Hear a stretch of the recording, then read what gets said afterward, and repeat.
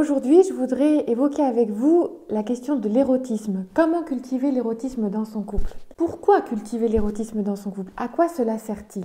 Parce qu'au début, nous pouvons penser que l'érotisme appartient à ceux qui sont jeunes amoureux, qui sont encore dans les mois des premiers temps. Et effectivement, nous disons l'amour rend aveugle, c'est-à-dire que nous prêtons surtout attention à tout ce qui peut nourrir l'érotisme justement entre nous. Et puis, peu à peu, avec le temps, au bout de quelques mois, au bout de quelques années, peu à peu, nos yeux se dessilent et nous découvrons des choses qui nous plaisent moins, au point parfois de nous couper toute envie.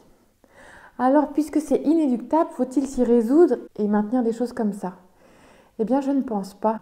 Parce que l'érotisme dans le couple encourage une sexualité vivante, contribue à notre bonheur, nous permet de nous épanouir en tant qu'homme ou en tant que femme. Et ça, c'est quand même des choses qui sont plutôt chouettes. Je voudrais vous proposer ici quelques pistes pour cultiver cet érotisme dans le couple.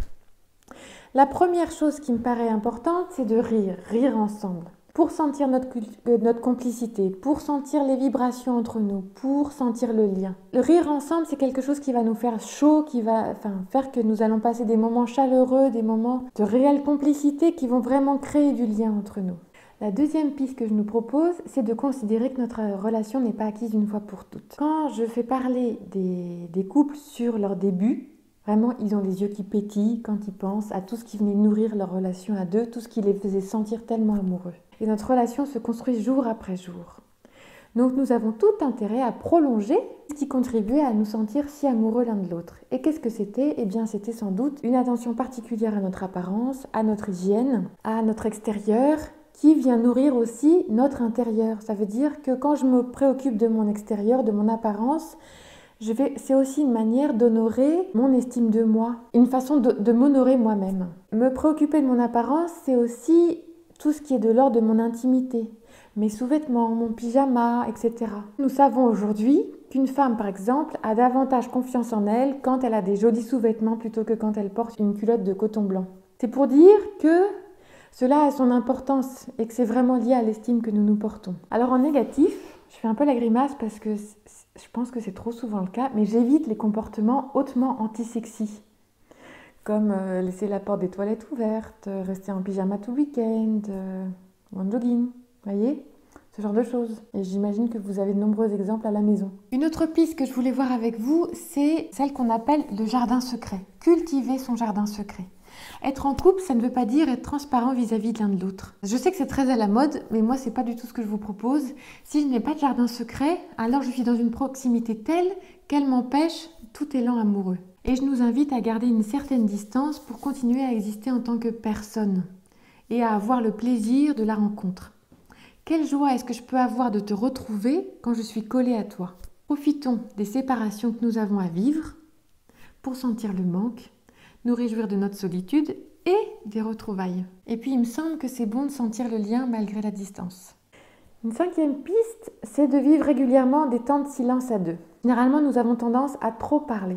Ce silence va nous permettre de prêter davantage attention à tout ce que je n'entends pas, à ce que je vois, à ce que je sens, à ce que je goûte, etc. Cela va nous permettre de développer une attention à nos 5 sens et par là même de vivre davantage notre sensualité et de contribuer à l'érotisme entre nous. Une sixième piste que je voudrais vous proposer, c'est de nous toucher encore et encore, de nous embrasser encore et encore. Dans les statistiques, on constate que plus les couples durent, moins ils s'embrassent. En fait, c'est vraiment une manière de dire que plus les couples durent, moins ils vivent de leur érotisme. C'est tellement dommage. On le dit beaucoup pour les femmes enceintes qui vont bientôt accoucher. Notre bouche est en lien avec notre sexe. Et donc l'union des bouches appelle l'union des sexes. La dernière piste que je voulais partager avec vous, c'est de nous réjouir de notre altérité. C'est-à-dire prendre le temps régulièrement de nous émerveiller de ce qu'est l'autre et de ce que je ne suis pas. Pour la femme par exemple, ce sera de savourer la sécurité qu'elle peut ressentir dans les bras de son homme, son égalité d'humeur, sa puissance, etc. Pour l'homme, ce sera de goûter la douceur de la peau de sa femme, de s'émerveiller du mystère insondable qu'elle représente. Toutes ces choses qui caractérisent l'autre. Alors ce sont quelques pistes que je vous invite à explorer, à vivre et à affiner quelles vont être plus précisément les vôtres pour vous offrir le maximum de chances de vous sentir femme ou de vous sentir homme, de vous réjouir de qui vous êtes et de vous réjouir de ce qu'est l'autre. de vous réjouir de ce que vous pouvez lui offrir et de ce que vous pouvez recevoir de lui. Je vous remercie de m'avoir écouté et je vous dis à bientôt.